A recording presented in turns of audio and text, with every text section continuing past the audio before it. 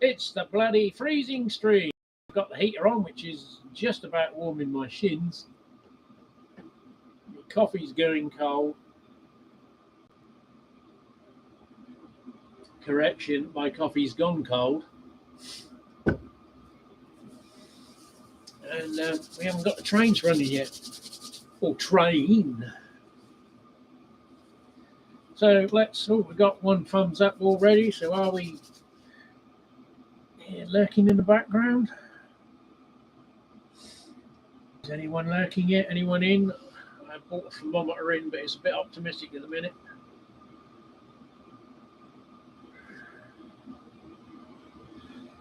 It says 9 degrees. I don't think it's that warm in here. But at the other end of the room.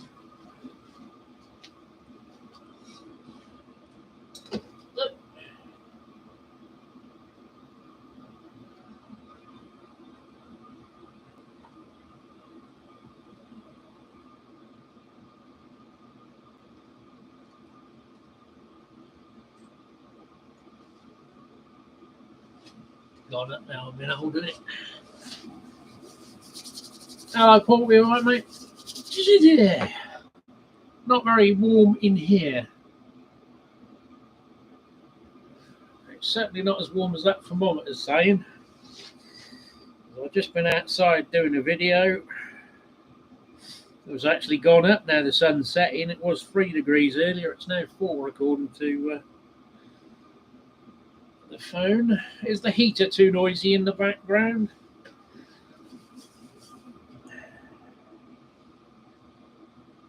I don't know what it's set on. It's not full up. It's 3.8 hertz. Well, I'll turn it up a bit because it's not very warm in here.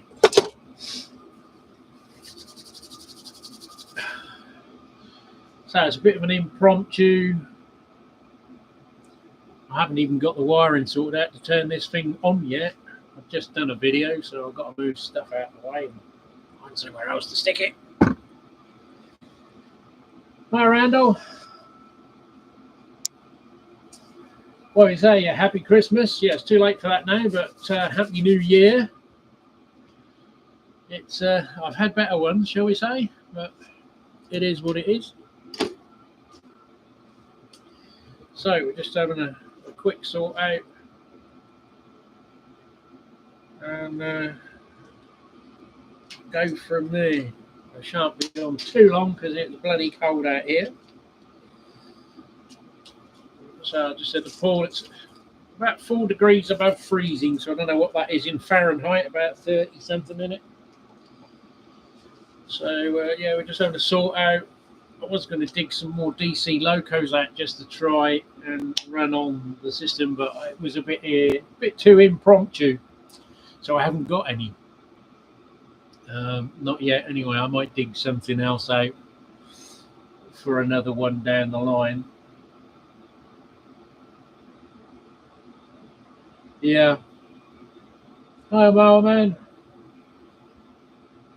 I have seen you. Yeah, you haven't commented on here before or subscribed, I don't know, but yeah, I have seen you pop up in Boxcar Jerry's chats, I think. So, yeah, obviously, if you've guessed from the accent, we're in England. But the layout is has a tale of its own. It was saved from going in the dumpster. It's a temporary. Hi, JD. It's a temporary thing. Yeah, nothing wrong with just being a watcher. It's a temporary thing pending a big build of a shed in the garden, which is going to be a tri-level US style format on the layout, but it will be English and American, stuff running on it. So it will be a level for each. One for steam, one for British diesel, one for US diesel, and maybe a mix of the two. Definitely. Yeah, so I've just it and put on the channel, which will sort of bring up to on like recently for me that and how they will or how they could affect the direction I go in the channel or not, as the case may be. There are many things in the blender at the minute, or will be chucked in the blender to sort out with my dad dying 2 weeks ago, and obviously all the legal stuff's got to be sorted out, and the house sale, and yeah, lots going on, or will be going on. Hello, hi. Hi, Danny. You're obviously not on shift. I thought you were commenting more and doing videos. You must have got a break from the railway.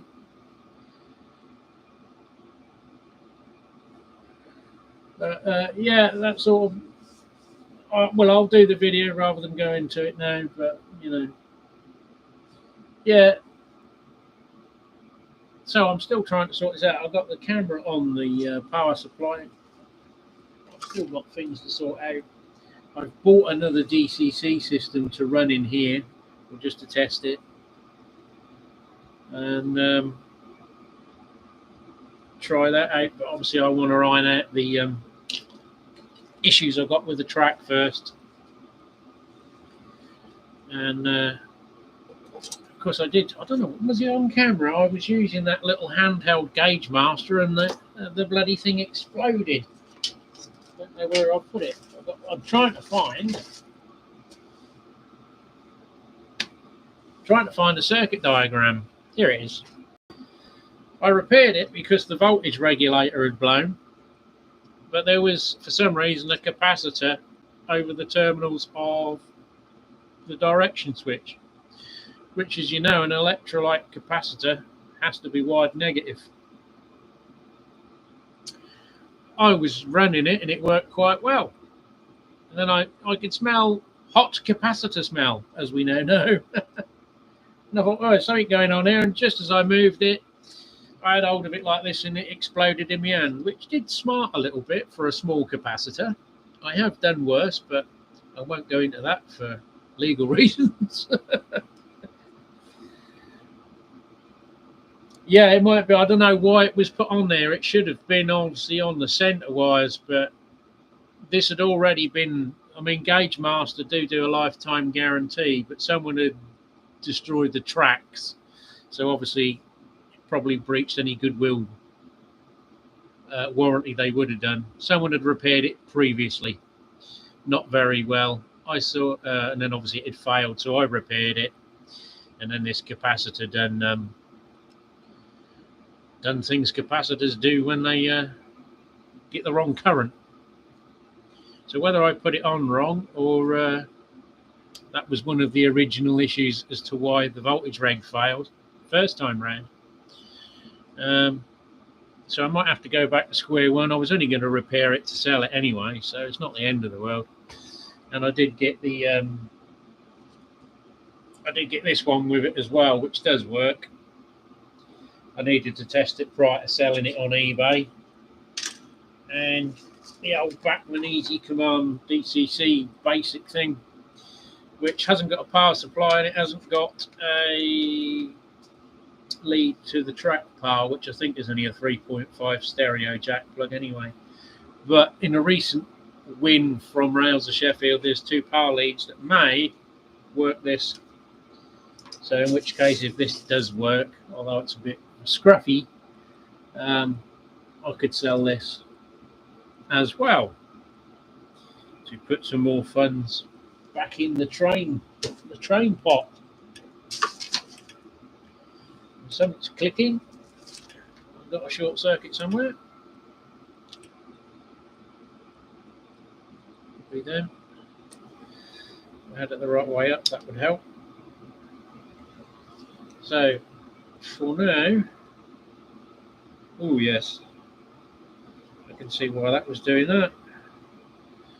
Let me just rectify that. The tails on the terminal blocks are a bit long. They were crossing over. So yeah, they're sort of all things going on at the minute. Or will be going on that I cover in the video.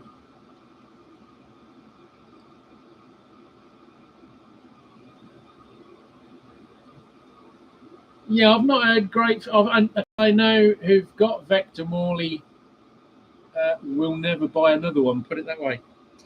I'm DCC anyway, so I'm not. I could be on the fence with that one. I've never had any dealings with them, but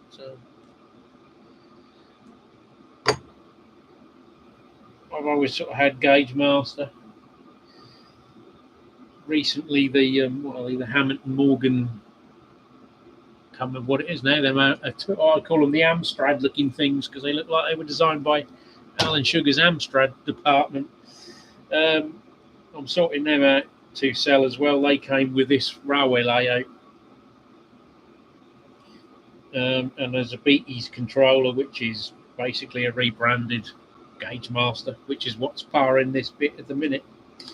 So there's all those to get rid of, or I keep the Beatties controller and get rid of my Gauge Master panel that I originally had, which is another one of these. And then I've got a single track version. So yeah, these were all bought to sell anyway, to get rid of them. It's part of the job lot.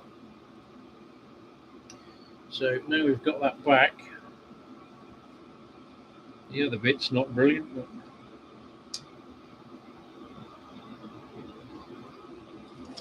yeah, we are running. I don't know what's on the track. There could be a giant tarantula run out here in a minute. Oh, didn't like that bit of slowing down there. Probably a bit dirty track. I haven't done anything with the wheels on this old loco since I started, so it was getting a bit stally. Needed the wheels cleaning. But again, I did have this loco up for sale on Facebook.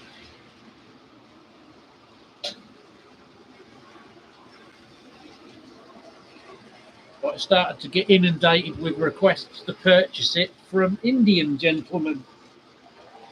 Although these Indian gentlemen were local-ish, but they were rather ridiculous offers. It didn't like that bit of track round the back. Hi, Flymo. Not keeping up the chat, but can't see where my track rubber is.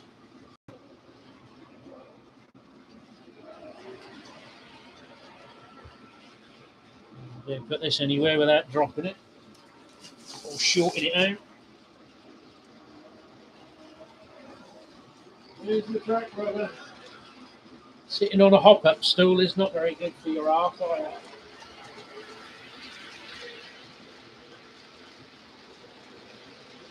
I don't know where we're cleaning.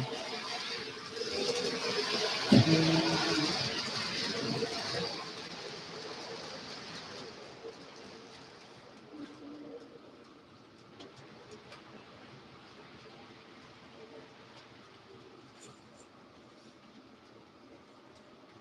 don't know where the hell that's gone.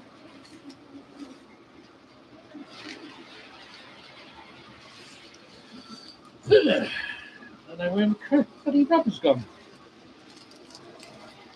Andy! I'm glad you've come on, Andy, because I thought I had solved the problem of a laptop with not many USB ports, but you want more than one camera. The crux of the thing was I bought a USB switch, KVM USB switch, so that you could switch between two cameras, which does work on the laptop. It disconnects, finds the new camera and reconnects. So I thought, now we could be onto something. But obviously, because YouTube connects to your camera and microphone in your laptop, when you change over, it's like, what happened? And it doesn't find the new one and start over again. You'd have to start another stream. So that didn't work. So I guess the only option would be to do what everyone does and have StreamYard and invite yourself in on a mobile and use the camera on a mobile or something. YouTube you can't do it on because those Stream Deck things you were looking at only have one USB port and they're just like a shortcut. So you still have to have all those USB cameras plugged into a USB port somewhere along the line to manage them. So it was just something I thought might be useful down the line for changing the positions of cameras. But it doesn't seem like that's going to work. The other alternative would be,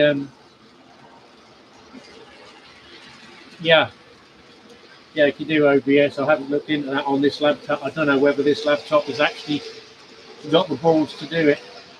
This is a hand-me-down from my wife. I don't even know what the spec is, an AMD 9. What do we got? It's probably 4 gig of RAM, I'm guessing, knowing my wife, because she never had a high-spec computer because she didn't need it. Hi, Hardy.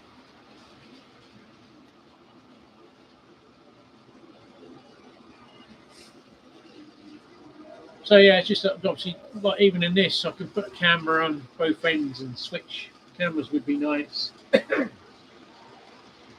Just want something simple, but yeah, without the USB capacity, because again, this laptop only has 2 USB ports,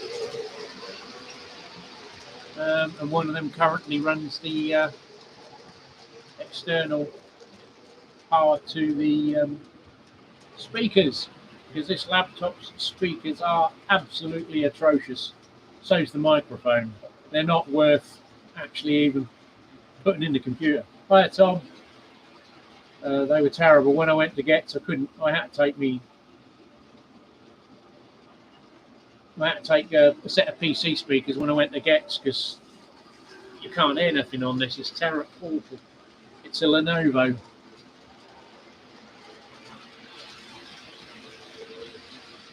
But hopefully when I get the shed done, I might use my existing PC in there and then just buy a newer PC for in the house.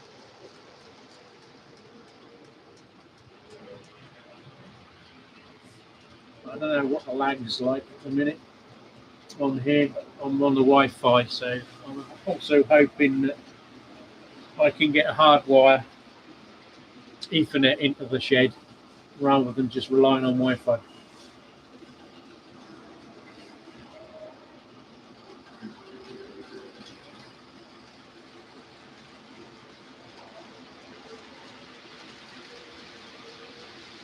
Hopefully the bit rate's a bit better than what I'm seeing on the screen. I don't know. Sometimes they improve it if you stay longer on the screen. They give you more bandwidth.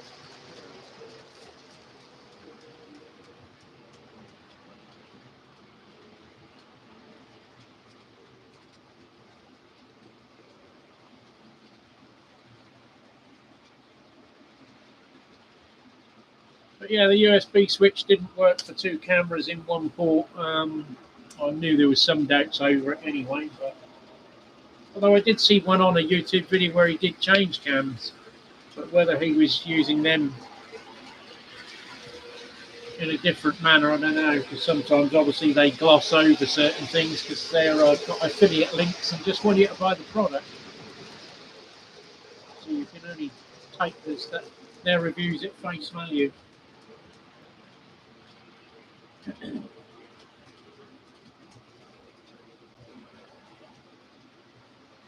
It was a USB switch. All I wanted to do was obviously be connected to YouTube Live, which doesn't have the option for multiple cams, does it? Unless you go through OBS or StreamYard or something like that. Was to have a camera switch so you could change from camera A to camera B with a flick of a switch, but you can't do it, certainly not on YouTube anyway, without going through a third-party provider, which I haven't got StreamYard on this laptop. I don't know whether it will cope with it. Only one way to find out. I'll have to bring it in the house and download it and have a play. I did think about Wi-Fi cameras, but I couldn't find one that actually received like on a Wi-Fi dongle. So you could, because I've got on my old CCTV system, the Ethernet port failed on that for some reason. Everything else works, but you can't connect it to the Ethernet and look at your CCTV on a mobile phone via the internet. So I bought an identical unit and replaced it. But obviously the old one, I'm wondering if the output to the, I don't know whether it's got HDMI output and the old style PC monitor output could be used as an input for a video feed so that I can have a quad cam CCTV system feeding into one port on a USB. I have got one of those video capture dongles that doesn't seem to work now, unfortunately, because I was going to experiment with it, because the CCTV system has a capability of 8 cameras, and I have got a duplexer as well, so you could keep going and have it all through one port. But yeah, that's the only other thing is, you know, buying another little plug and play thing high that you get from AliExpress and then it doesn't do what it says on the tin.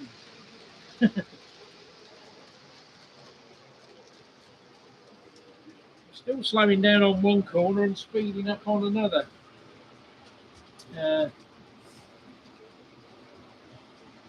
But yeah, I'll sort of worry about that down the line when I know what I'm doing. We've got to get a building done first before we worry about multicams and live streaming. Hiya, Al, if I didn't just say that. I thought, well, I was going to do one yesterday and it sort of time slipped away, really. Because I thought, well, we're all bored shitless over Christmas because there's probably nothing on telly. I don't know because I don't watch telly. If it's the EastEnders special, I'd rather slip my wrist and watch that.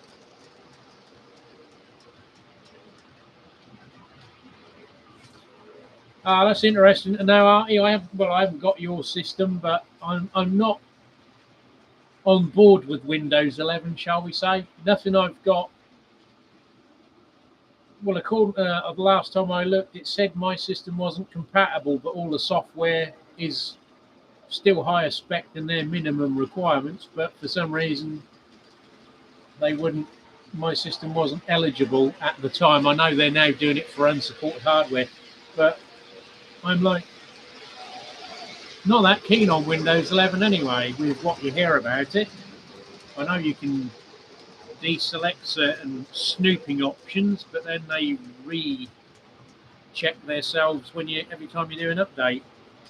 I'm not that computer au fait, but probably for what I use, Linux would be just as good for me. Hi, Brian. Yeah, I mean, there's a lot. I do watch some of the computer tech channels, the ones that sort of put stuff in layman's terms, and none of them seem to be great fans of the stuff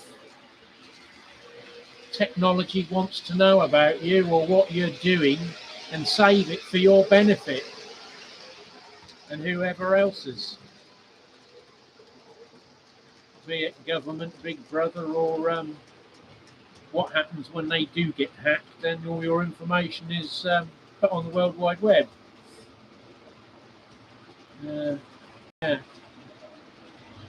think soon with AI, technology is going to be smarter than we can keep up with it, and it'll outsmart us, which is already, in some cases, they seem to be running away with it before they can really, the old saying, running before you can walk.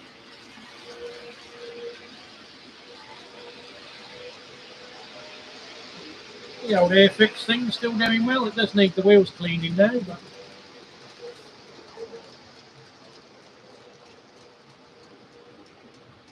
do an Al video now with some classic music. I see even Charlie copied you. Yeah, well, I noticed someone was on about iPhone. Now you have to subscribe to some of the services, so they're getting money out of you in addition to the money you pay your service provider to have a telephone network. And like, no, not. I'm not an iPhone fan anyway, but again, their system seems to be overreaching what you need a phone to do, and I'm sure Samsung will be not far behind with Android, but we'll all end up going on the dark web. It will be safer.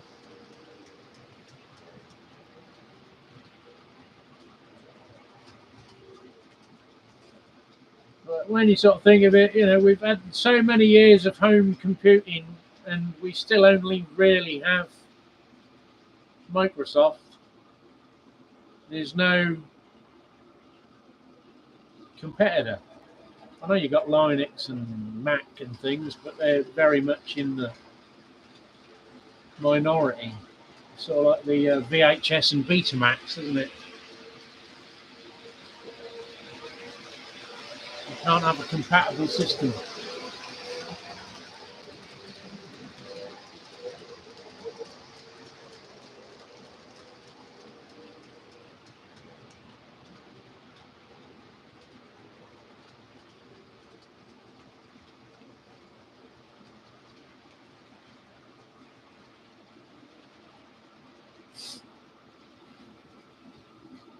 Yeah, I think we're going to have lots to worry about in the future.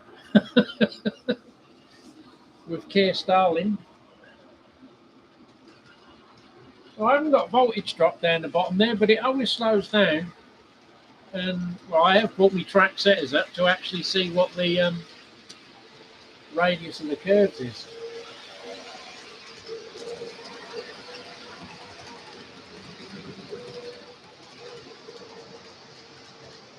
Probably true, Tom, but then you could say that about modern cars as well.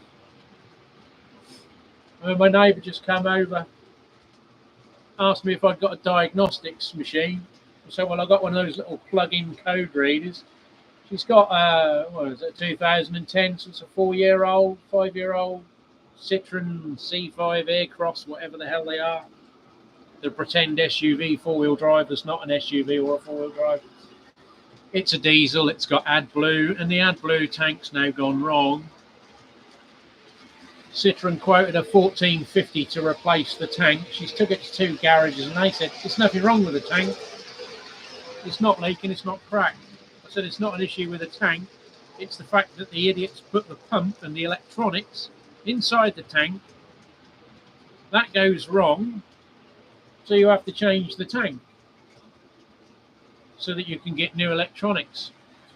She said, well, I can buy one for £700, £800 and have it fitted by an independent. I said, yeah, but you've still got to take it to a Citroen garage to have your ECU programmed to the new pump. I mean, Jesus, you can't even change a car battery now without telling your computer on your car you put a new bloody battery on. Why do they need to know that? Which is why I'm determined to keep my 2001 Toyota Hiace on the road as long as I can. Which sort of brings me back again to part of the video I've just made, is the fact it's got rather more holes in it than it's supposed to have at the minute. My MOT runs out in January. The van needs welding work, which I can do myself, but really we're not in the weather conditions for spray painting. So I don't want to do it this time of year. So I need a car in the next 4 weeks to keep us mobile. Well, basically for 10, with the MOTs and that on cars, I need something with 10 months MOT on it. I did look at a Fiat Doblo, which was wheelchair converted. But it's the 1.4 petrol engine, which is crap. But if a modern diesel engine would have AdBlue, would have a DPF in it, all goes wrong, doesn't need to be in the bloody car. And the mileage I do, distance I travel, I wouldn't go far enough to regen a DPF on a diesel car.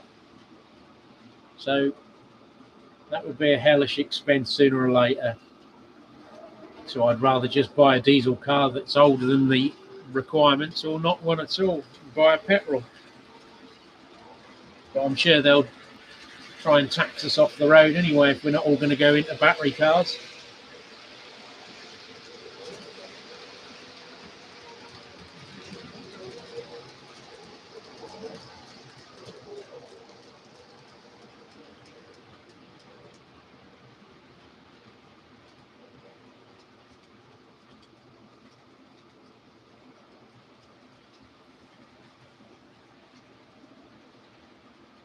Yeah. The thing is, no one in the world's got the infrastructure. Even well, they're assuming that there's only going to be about 25% of us left to own a car that can afford to run a car or buy a car that's electric. Therefore, the infrastructure will cope because there's not going to be the amount of people driving that there are now. So, quite how we're supposed to be mobile and independent, which is again another thing they probably don't want us to be.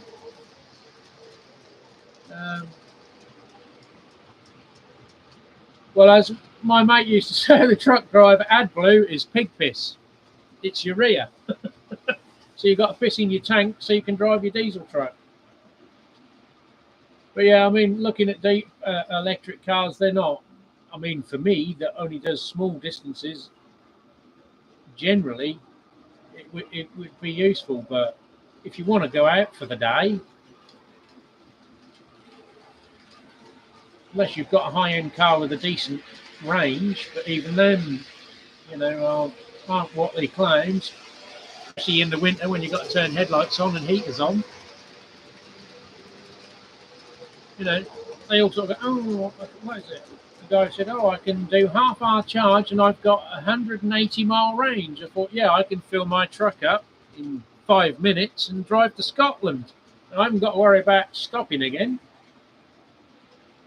And that cost me $2,000, and it's still worth $2,000, and will probably get worth more. Where I think, what was it, the Volkswagen electric Golf has lost 50% of its value in 3 years.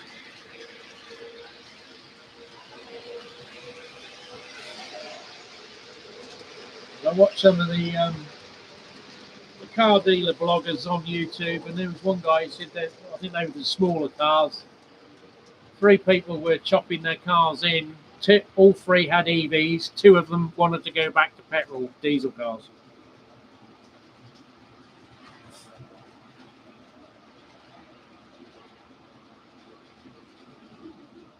But I watched. He's an English engineer, solicitor, lawyer, or something. He lives in Australia. Does EV blog or something? I think it's called.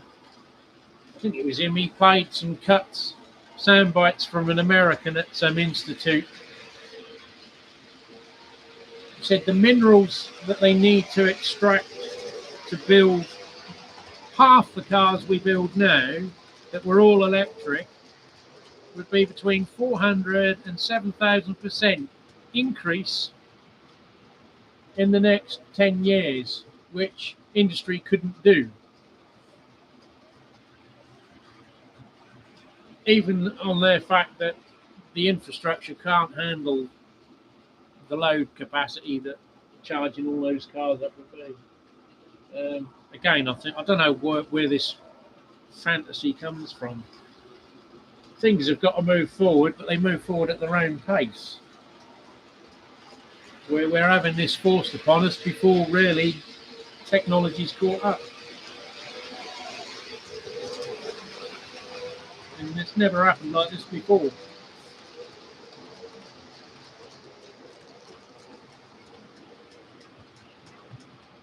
I believe it. I do watch. There's a chap there. He got one of his mates who was pro EV to bring his car down to Cornwall, where they've virtually got no charging points, and they were going to do a challenge. He'd got an old Volvo. He'd got a nice new shiny electric car, and they were going to do John O'Groats Land's End. And I think it failed.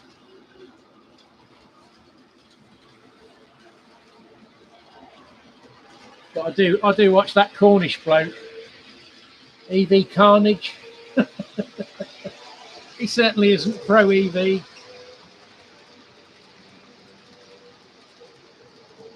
So I don't know, what is it? They reckon that the British manufacturers have got to pay fines because they haven't sold enough electric cars, and it's going to be 900 million in fines to the government for not selling enough electric cars, despite the fact that they've falsely registered cars they haven't sold or done deals with fleet. And yeah, you know, is the motoring industry going to sit down and collectively write a cheque to the British government for nearly £1 billion? Other than say we can't carry on like this, we'll do what we've done to Vauxhall and shut the place down. There will be no manufacturing car sales in England. We'll end up like Cuba.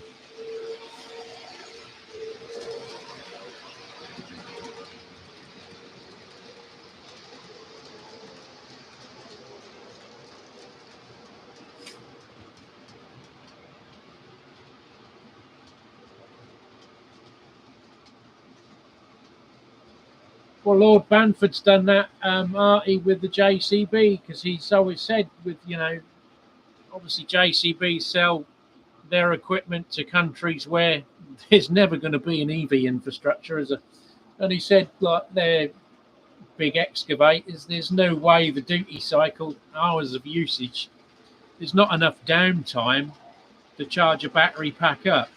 And you can't go the route of saying, oh, well, we'll have 2-3 battery packs and keep swapping them over and you can run the digger 24/7. He said it would put $250,000 on the cost of an excavator.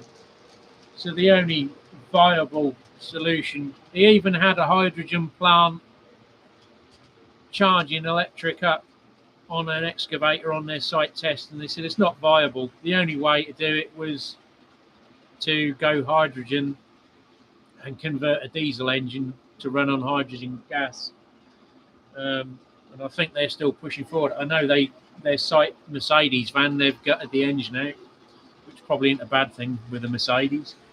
And they've put a JCB powered unit in it. And they also have the diggers that they've been trialling on hydrogen. It's just obviously hydrogen is quite an explosive gas. But then so's petrol. We all had the argument of unleaded petrol was harder to extinguish. And now you've got electric battery fires. You can't extinguish, period, unless you can cut the oxygen off. But we'll all be around on floating skateboards soon, won't we, like in Back to the Future?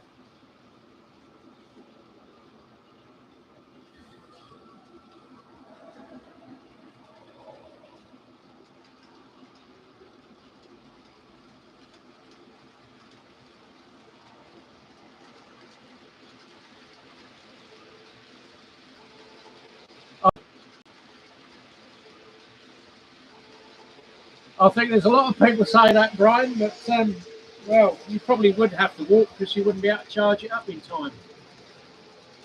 I watched that little Cornish bloke. He said that the British Gas changed to electric Renault vans or Vauxhall vans. They're all the same anyway.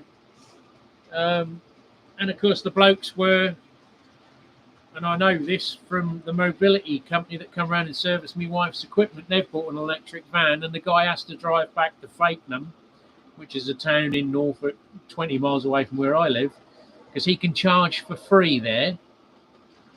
So you're paying a technician to drive from the city of Norwich 60 miles to my house, do a couple of calls around this area, and then drive 30 miles back to a town to charge up for free for what, half an hour, an hour? You can coincide that with his break maybe. Then drive out again and maybe get another 1 or 2 calls in before he has to drive back 100 miles, 60 miles, 80 miles back to his base to charge up at presumably their work if he doesn't take the van home. So, you know, the guy's now lost half his working day or a quarter of his working day charging up, which is exactly what EV Carnage said the British Gas blokes were doing. They're all clocking on at 8 o'clock in the morning, going down to Costa and plugging the vans in to charge up and having an natter and a coffee for an hour and a half, then going out to work. So British Gas said, well, we can't have this. What we'll do is we'll have charging points installed in all our employees' houses. They can charge their vans up at night on their own house domestic private electric. And then you've got to work out what your battery charging for your works vehicle cost over 3 months, and then submit a claim. So they only get paid for the electric they use every 3 months. So they were like, well, we're not having this. So after they'd spent all the money putting charging points in the workers' houses, the workers were going, sod this, I'm not waiting 3 months to pay me electric bill. So they went back to sitting in coffee shops, drinking coffee while the vans are charging up instead of doing the work. So that Cornish bloke was getting paid to back up to an old disused RAF camp, park them on a road, putting them back in other vehicles. So how much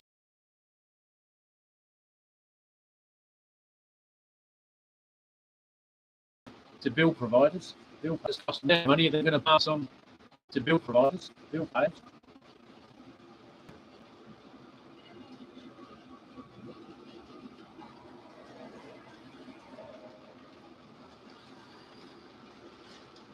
So yeah, I don't think it has a long-term future. I think that's why Toyota dragged its heels with the electric mandate, because obviously Toyota, their market is Asian countries where they're not going to have electric infrastructure, so they're never going to sell an electric car there.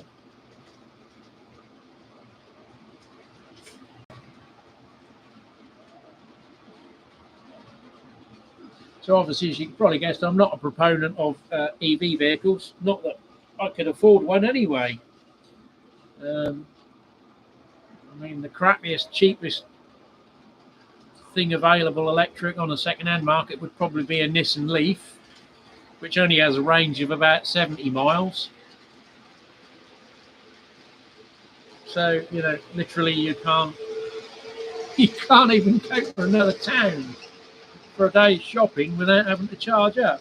What is convenient about that? I can fill my truck up and go out 10 times before I have to fill up again.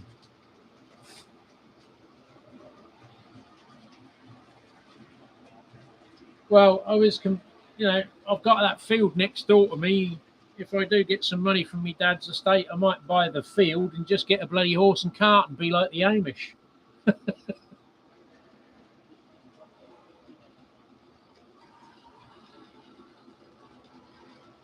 I'll go past them on my little black buggy going, hey, you bought electric?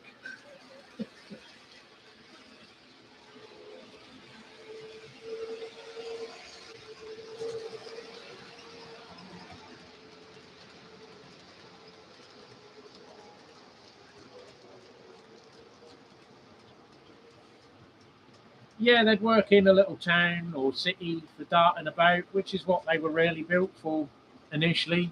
But they've tried to sort of push the envelope, bigger batteries. I mean, they're now sort of saying they're doing trucks. I see that is that the first electric road train in Australia. How's that going to work out then? How many millions have they spent on building terminals where the trucks have got to stop and swap batteries? How much money has that cost? Probably more than another truck.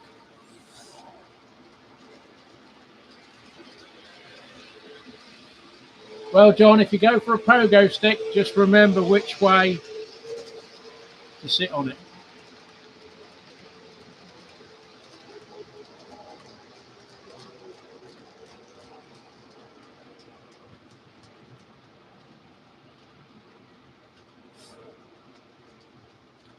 But hey, what am I complaining?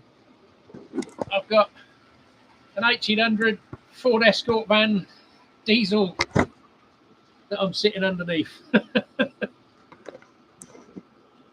which I've still yet to fix. Diesel will probably be outmoded by the time I get all of my shit done.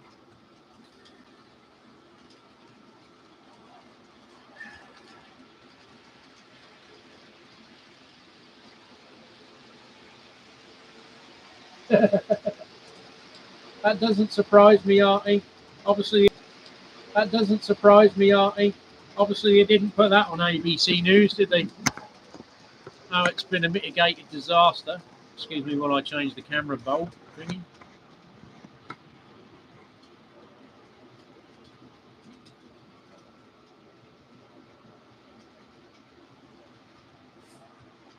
Yeah, I know Scania have done like an overhead electric road, so that basically it's like a train overhead power supply. I don't know whether it's got an auxiliary engine so it can run off of the network, but basically it's like the autobahns and roads. But again, Britain's not going to spend that kind of money, are they? We'll be saying, "Oh, there's too many low bridges and roads in the way. We can't implement that system where there'd be an electric overhead." If we hadn't pulled all the bloody railways up in the 60s, we'd have more rail infrastructure to move stuff off of the road.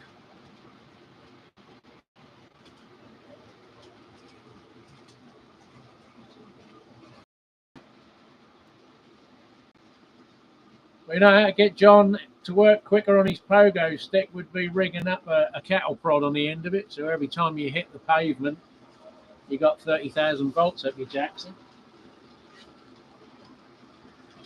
You wouldn't need an espresso to be wired in the morning.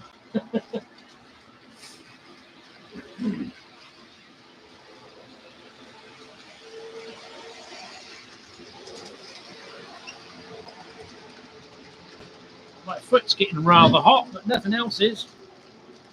That's right on the outlet of the heater.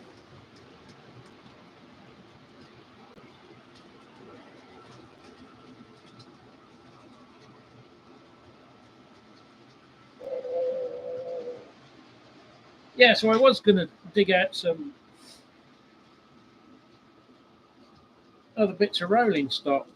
Most of it is boxed away, but of it is boxed away, but I'll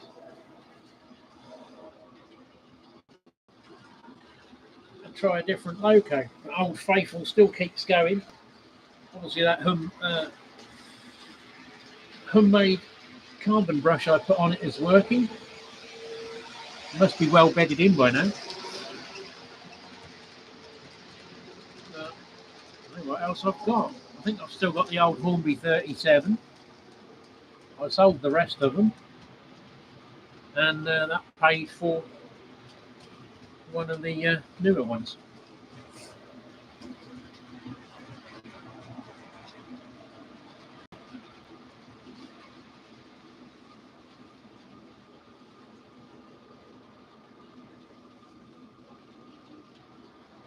So I did. Look for that rubber again.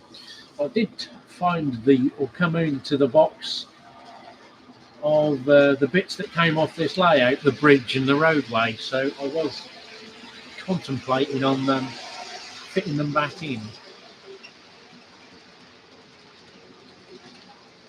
just to put a little bit more temporary scenery back on there. Obviously, there's no point in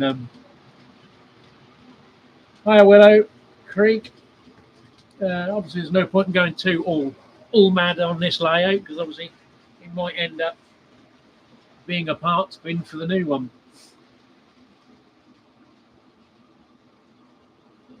But yeah, I dug the box out because I think there's a Roco girder bridge which is quite large, and needed a big box to put it out of the way to keep it safe. So it might as well be here, as long as the ramp doesn't give out and the whole lot get crushed under the van.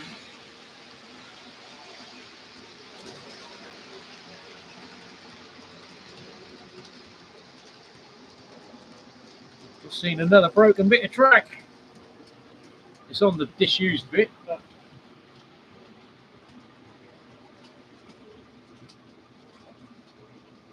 See what. Oh. 9 degrees.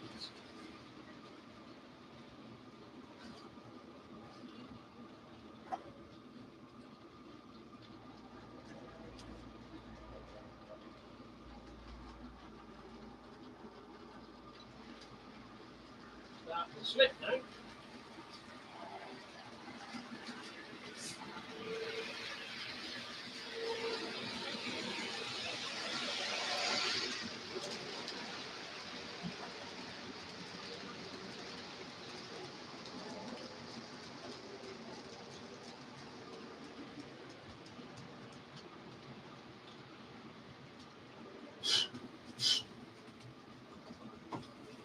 I found the rubber.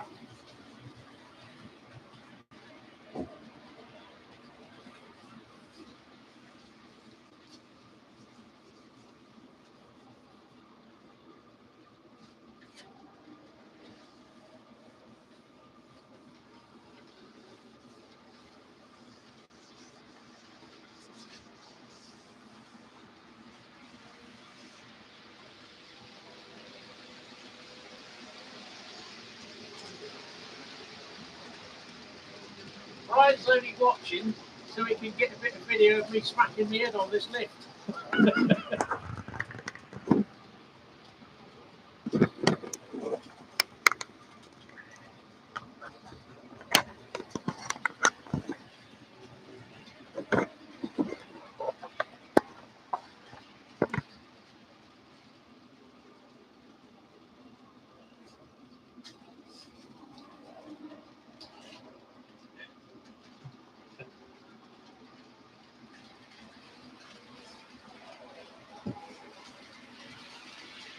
It'll happen, trust me. I know.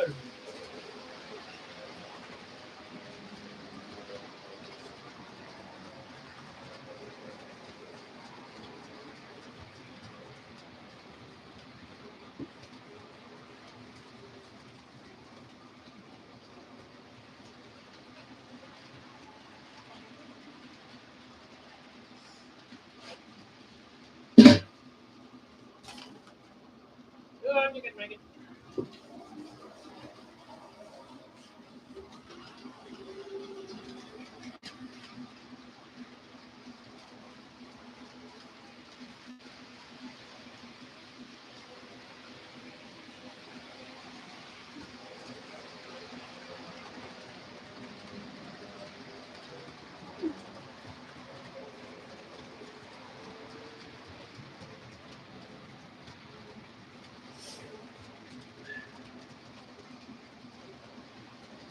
Are you off, Artie?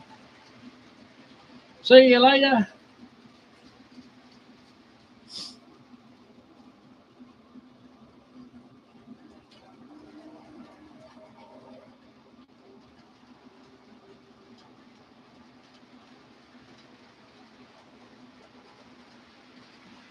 Well, it is a Ford high, so yeah, oil could drip.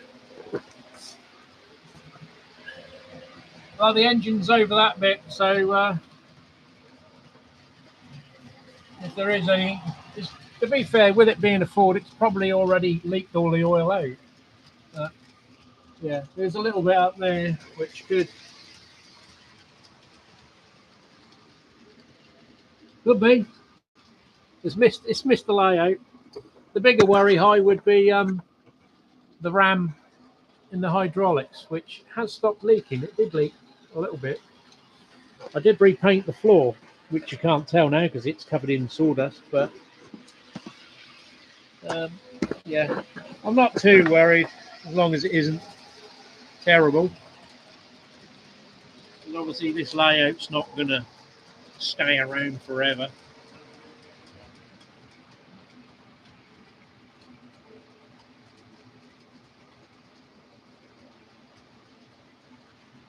Yes, Tom. Yeah, if the little hydraulic hose fails, it could get interesting.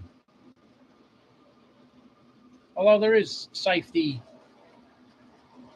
things on these, like you get on G clamps, there's the little thing on there, and there's a steel rod in each upright.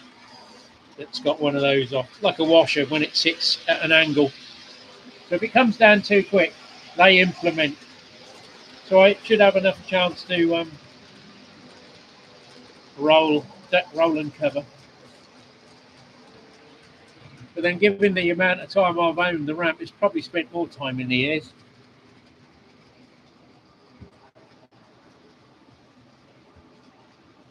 Than it has down. I fitted it in. I've got a load of furniture from a house I was renovating. That sat in here on the ramp, so I couldn't do any car work. Then I eventually got that out. I had some pallets that fitted between the gap, so I had a load of stuff on here.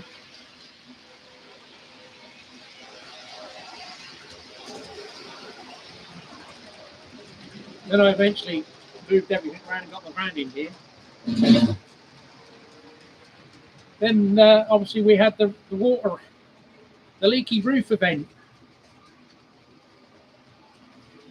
To be fair, changing the roof was on the cards for about 6 to 8 years.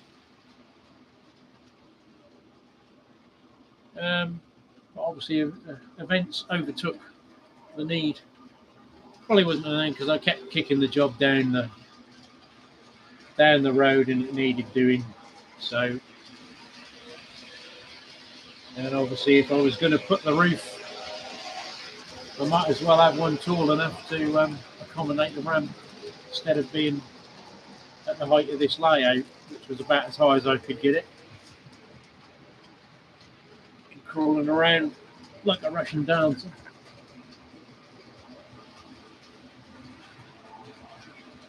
Hi Dwight, so you dropped in, mate. Yeah, so that's the only, there's a fair chunk of steel up here with a Ford van on top, which probably weighs more in rust. But it does steel.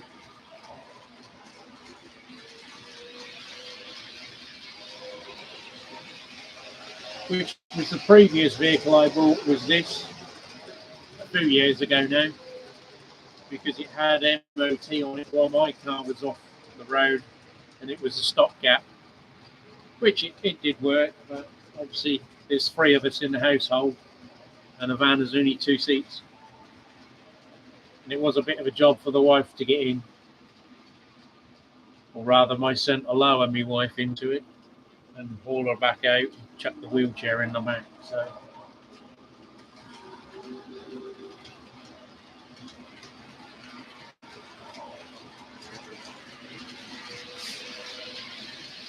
cheers, John.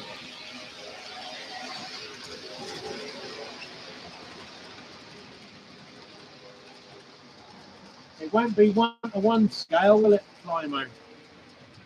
Which brings me to another a bugbear of the world of model railway modelling and Oxford diecast.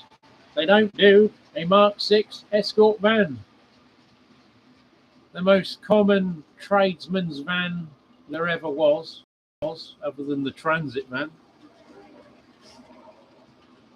Royal Mail had them, Gas had them, BT had them, and no one makes a 176 or even a 187 scale escort van. And no one 3D prints one either, because I've looked.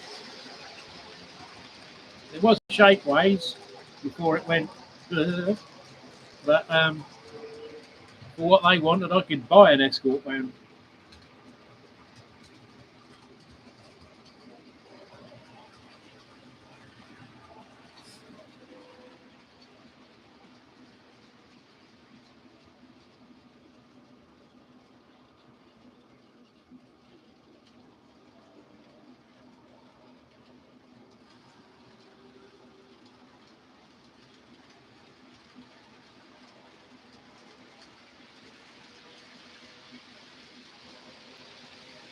Yeah, the best escort vans were the 1800 petrol ones, which I think were the Mark IVs, were they? The ones with a little quarter light behind the driver's door. They used to go like shit off a shovel. They weren't as quick as a Bedford Astromax van. Nothing was. The old Bedford Vauxhall Astromax van, you could keep up with an exec in his Cavalier down a dual carriageway and actually flash your lights to get him to move over while he was doing 120, and you'd still be up his chuff in the old Astrovans. And I've never seen one of them on the road. The old Astromax van.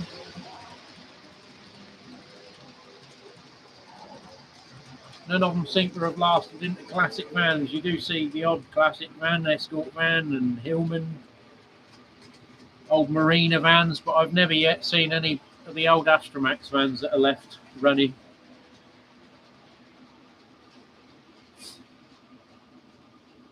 What was the old one? Is it the HA van?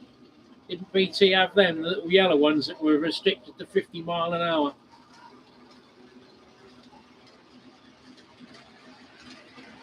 Probably if they rust like every other Vauxhall.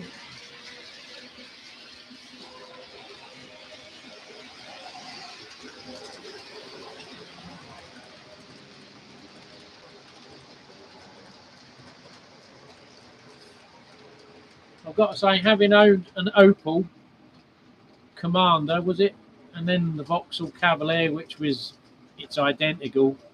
The German-made one was made out of better steel, better put together than its British counterpart.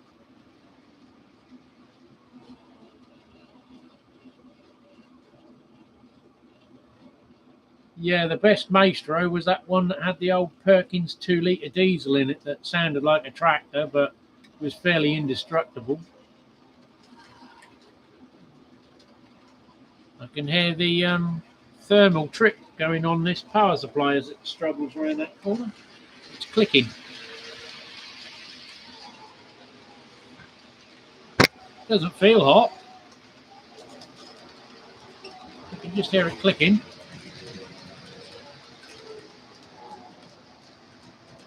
Let me investigate. She's a bit warm underneath. Ow! Ooh. Yeah, bugger, she's hot.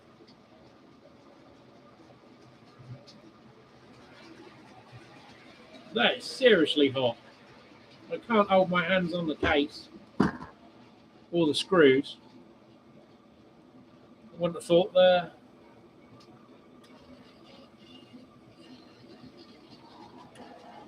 Yeah, she's tripping. I can hear the thermal trip going in and out.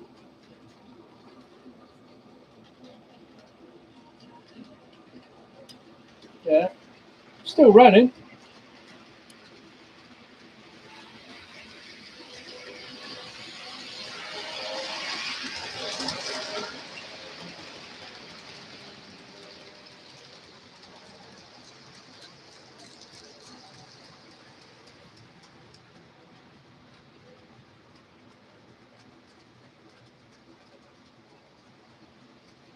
Should be, because that's only running on the auxiliary output. I ain't running it on the Beatties thing. Controller. Could be a short in the wires. They're dangling down here. Let me just disconnect them. Might be why it's been getting hot.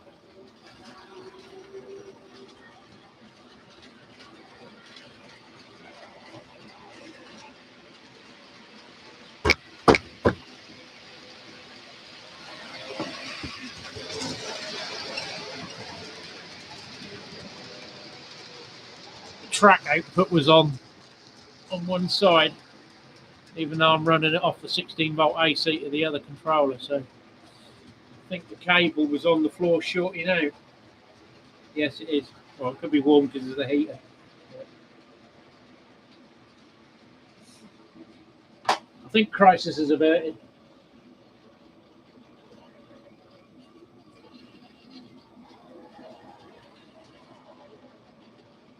I would do, Andy, but I haven't got nothing to hand. I was going to dig round and see what other DC locos I've got to hand, but the cupboard's rather full, so it's a bit of a mission to take everything out of the cupboard to get to the back of the cupboard where the locos are. I have got a the V3 It's an old mainline one with a split chassis somewhere in a little box that probably would run. I think it has the usual thing that split chassis do on the mainline variety, because you can pull the wheel off. But I have just replaced it with the new Macklin version. But I was going to keep it because obviously the bodies will do a straight swap. Hiya, Andy. Right, I did burn my bloody hand. I can feel it where I touched that screw on the palm of my hand.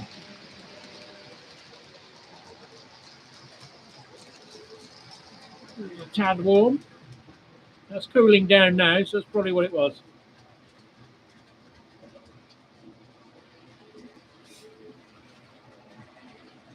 Might have been why the old power's drawing down a bit as well, if it was continually pulling a short on the transformer. Well, it's still slowing down on that corner. Oh, yeah.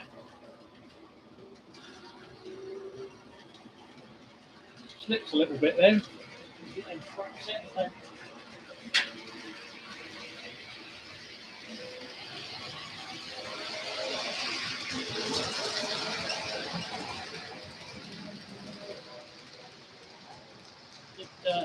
Been going through me dad's garage. He'd still kept me mum's art stuff, so might have a few bits for the layout, some moth-eaten brushes, some acrylic paints. I did go through some of them, they'd all dried up, but there's some that are still okay. And some flowery stencils as well. I don't think I'll need them.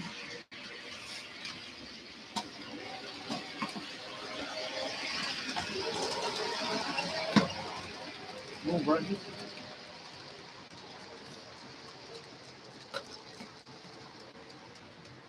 There's a few bits to salvage.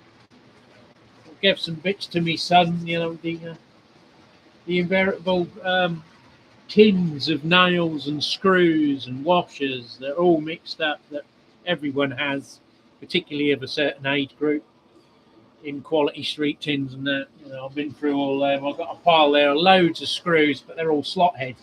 No one wants them. So I'm just going to have to chuck them in a tin for scrap, I think.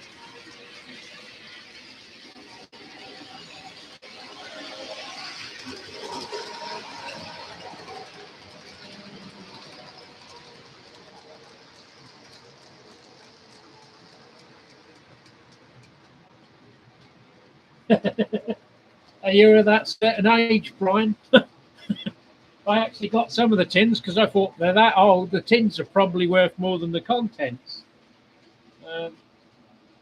When I used to do the auctions in sort of 2010, 11, I did used to. A lot of the stuff in the auctions used to be house clearance, where, you know, like this. They just go in and scoop everything in trays and stick it in an auction and sell it. Like, usually it's like, if solicitors appoint house clearance, they don't give a shit. They just chuck it all together, and you see that one thing sticking out of the box that's worth money, and you bid on it, and someone else has seen something else in that box worth money. And sometimes you think, why the hell are those guys paying like 20, 30 quid for a box of shit?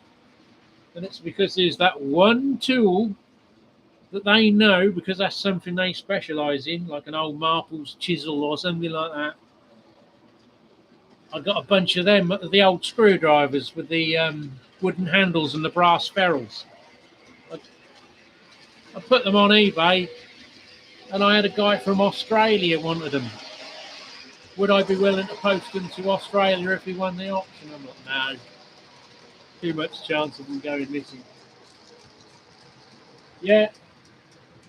An Airfix 31.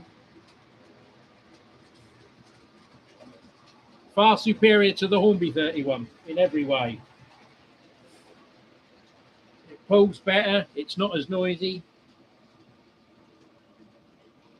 Just a bit of a shit if you want the carbon brushes, because no one makes them. I had to, well, basically get carbon brush heads and solder them onto the original brass arms, because the old XO4 ones are too short. They're virtually identical to them, but they're about 5mm longer. Unfortunately, that one did get dropped, so it has got a cracked chassis, but I've repaired it. I did put it up for sale, but because I've been using it as a test, I took it off sale because I had it on Facebook. So I was getting inundated with, goodness gracious, how much are you wanting to? I'm going to give you £10 for your £20 local. No, you won't, mate. I don't know why someone from Mumbai wanted it, but yeah, there were several inquiries from certain parts of the world. But I didn't want to sell it on eBay because it's got damaged, although I put it in the description, but you know what eBay's like.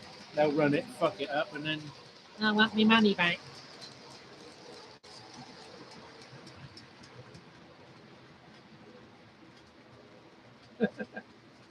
You want to pay £40 for it, Flymo? I'll stick it in the original box. That's only £10 on its own. And for the original box, I'll even have the original insert without oil stains. If that was Hans, that'd be worth an extra 15 quid because it's got a box. They'd only want £85 for it.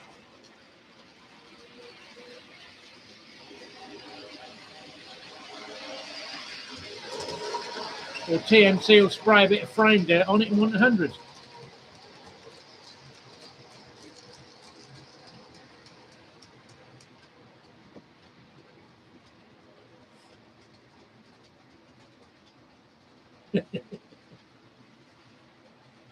I'll even cover the post.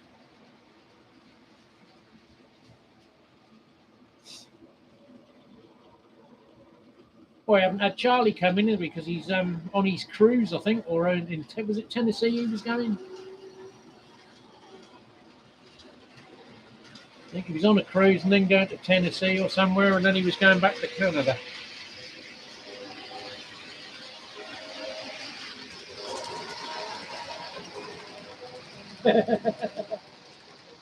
Yeah, that's true. They'd probably offer £10 and maybe one of their 12-year-old daughters. And a goat.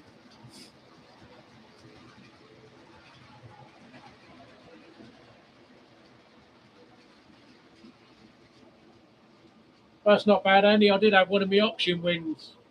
I can't remember when I won that. I think it was Friday. That turned up today. The old style BR breakdown coach that won't be done. R098, is it? We've got the original one to go with the other ones.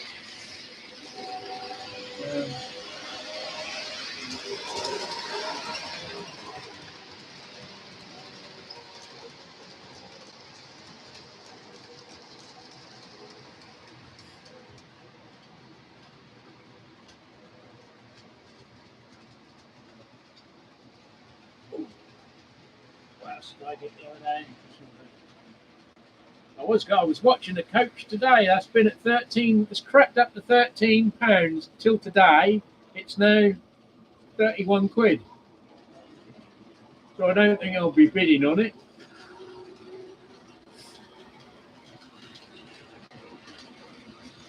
You've got another. I think it's over 31, £32. It's gone to £4 postage. So time it finishes tonight, it'll be 40 quid.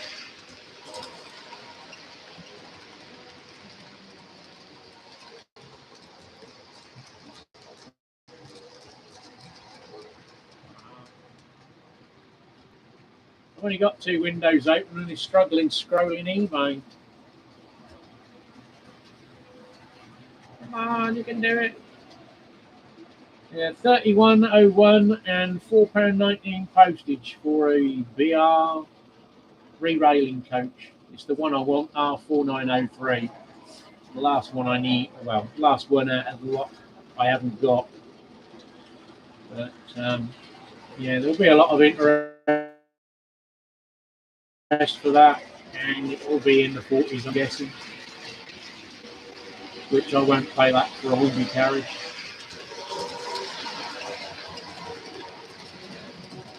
I've never used him. Does he do US stuff, Andy? Or is he just continental?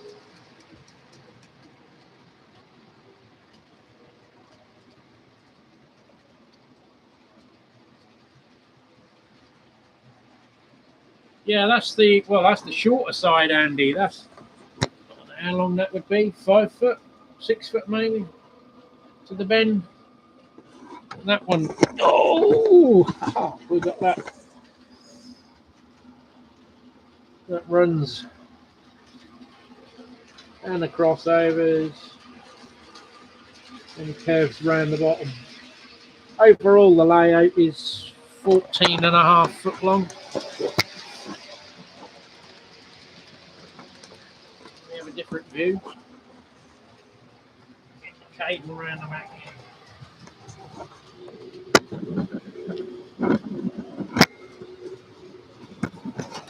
Running out of road in.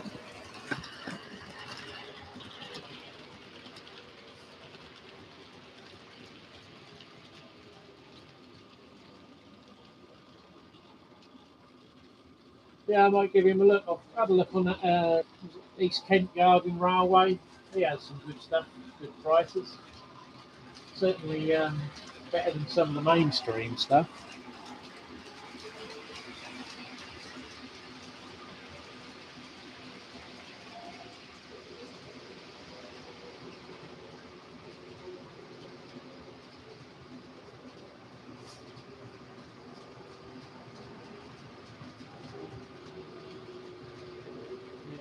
I think this was 8. I think it's 8 foot wide. This end up here,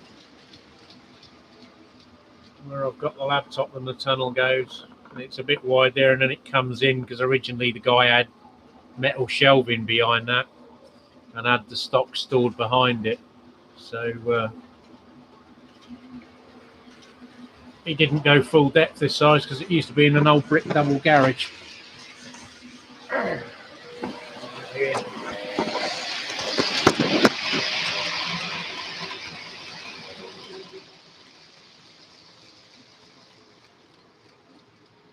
Yeah, it's not bad. I would have been quite happy with this a few years ago.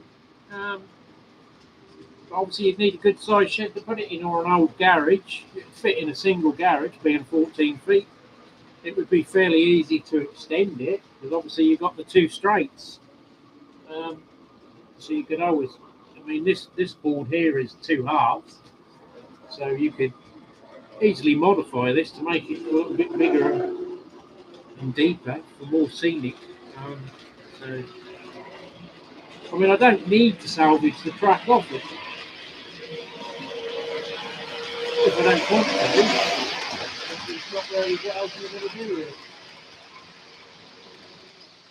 It's currently it would have had 3 controllers on it for DC.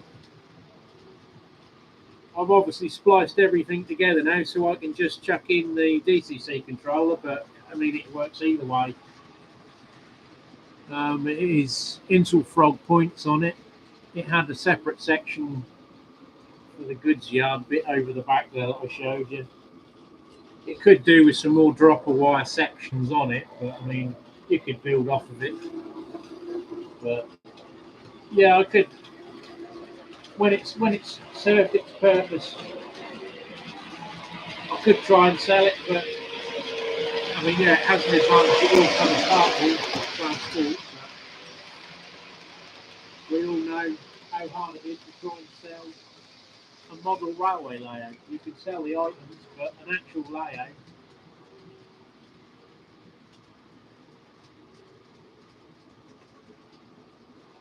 For what people ask for them.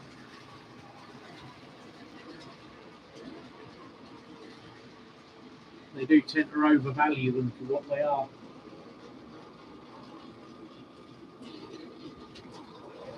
Start slowing down again. But yeah, there was someone in March. They had it was nicely done, all handmade. A lot of it. And it was on. I think it was less than an 8x4 board, 2 levels. He died, and his daughter's got it or had it up for sale. It was £6,000 for it.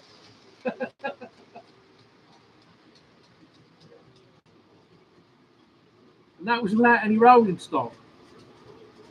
Because I read the advert and I thought there'd better be some bloody good stock with it for that money. And that was just the layout.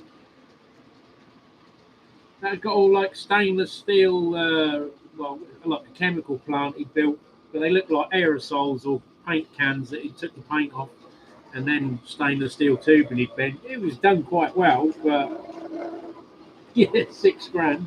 I don't know where she got those kind of valuations from. Needless to say, she hasn't sold it. I think what they've done in the end was took the layout apart and sold bits of it.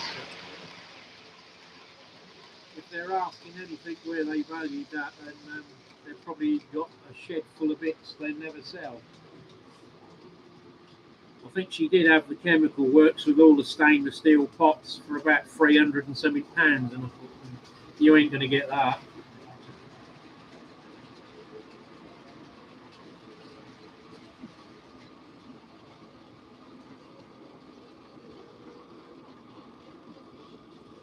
So it's getting more nearer my time for thinking about tea. So we'll bring this up here. It's beer o'clock, as I say. Is that a good run again? On the oil, on the mixed goods. Let's turn the heater off. That can be cooling down while I waffle.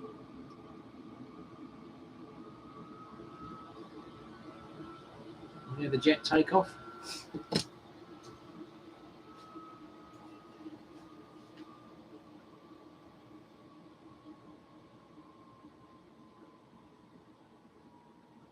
That'll tick for a little while to cool down.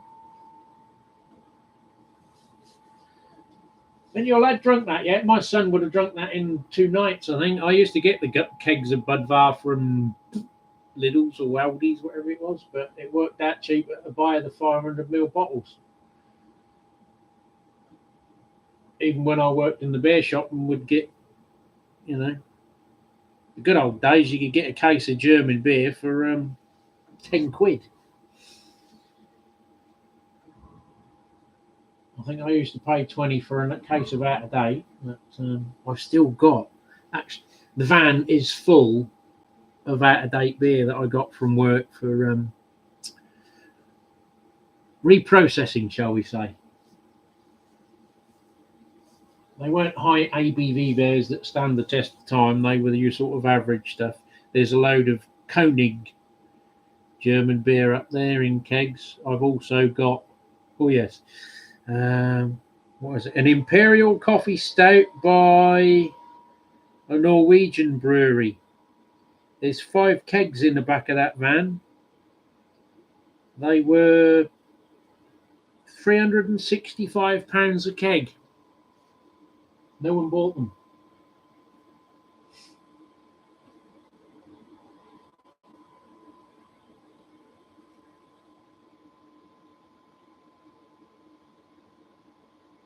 I've got a West Flatron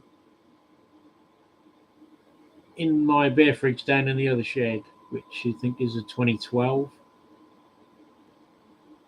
It is remarked as one of the best beers in the world from the Trappist Brewery. I've had all the Trappist beers. But yeah, the coffee, I need the uni keg. I'm going to keep them, obviously. I think that's a 9.5% in Imperial Stout from, and there's 1 keg of German beer in there as well, which is a high ABV that they didn't sell. Well out of date, but if it's okay, it's okay. Won't know until I open it. But I've got all the equipment. I've got the gas, I've got the coolers, I've got the taps. I just haven't got the room for the bar at the minute because someone keeps buying train stuff and filling up boxes in the back bedroom where the bar was supposed to go.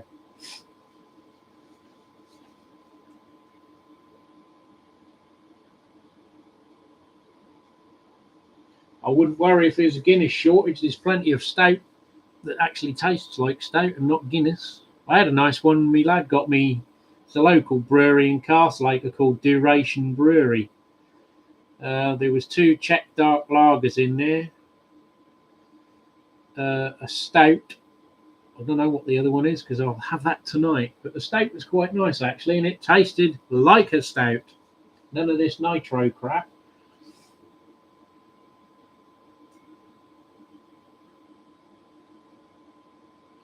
I don't know what you're talking about, Brian. Surely everyone has at least 1,000 bottles of beer in their property. Still full. I've probably got as many empties as well for home brewing, along with kegs.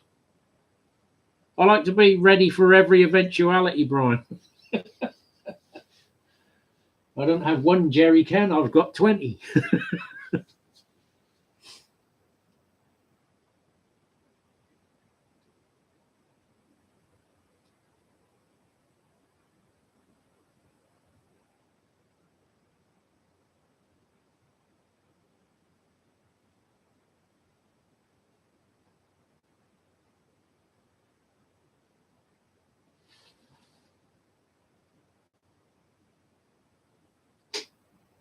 Right, well, that's the heater gone through its cycle. Where are we? That power's off. Right, I'll call it quits then. We're all shut down anyway.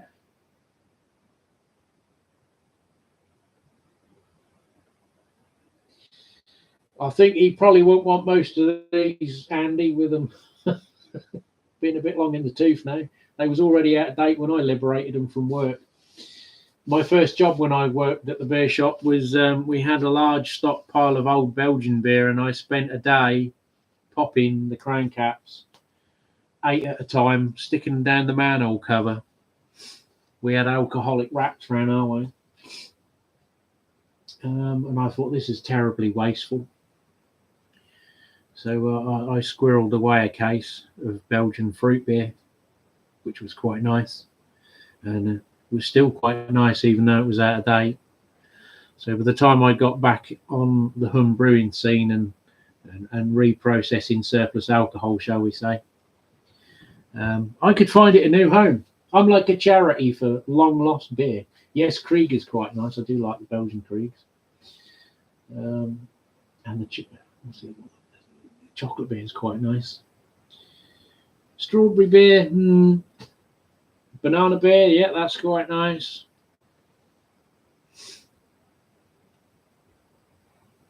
So yeah, I ended up with rather a lot of beer before we just threw it away. There was a load of Augustina at work when I was off sick that all got disposed of. I said, "Why didn't you tell me I'd have come back in?" Would have let it go to waste. I've got a van big enough to take it. We had half a pallet, and German beer comes on the big pallets, not the Euros. Well, that one does because it fits. So that's quite a few cases of beer that all got necked away down the drain. So sad.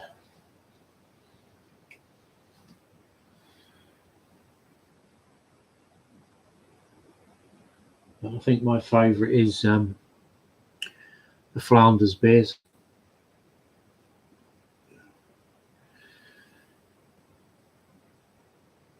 In that region, I do well. Any Belgian beer, German beer, but yeah. Mixed ullage. Yeah, it'd be like Watney's. They used to put the ullage back in the can and sell it as Watney Partly 7, didn't they? But yeah, maybe I might have some Dutch heritage. You don't know. That's why I like Flanders beers. My surname is its highest incidence is in Holland and the Dutch-speaking area of Belgium. So yeah, if you know high of ancestry.com equivalent for Dutch ancestry, I would be interested, because definitely there's some people that share my surname in your country. So yeah.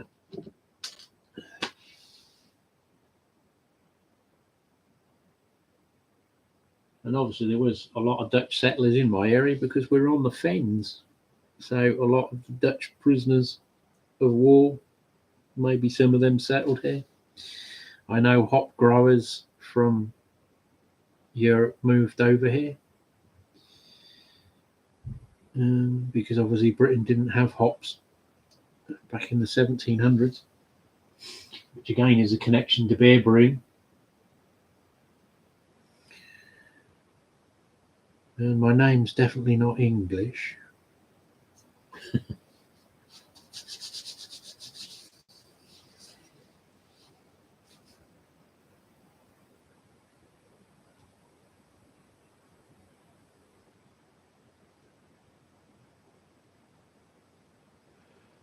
Right, well that's it. I can hear my son's just gone in the freezer, so he's picked something out for dinner.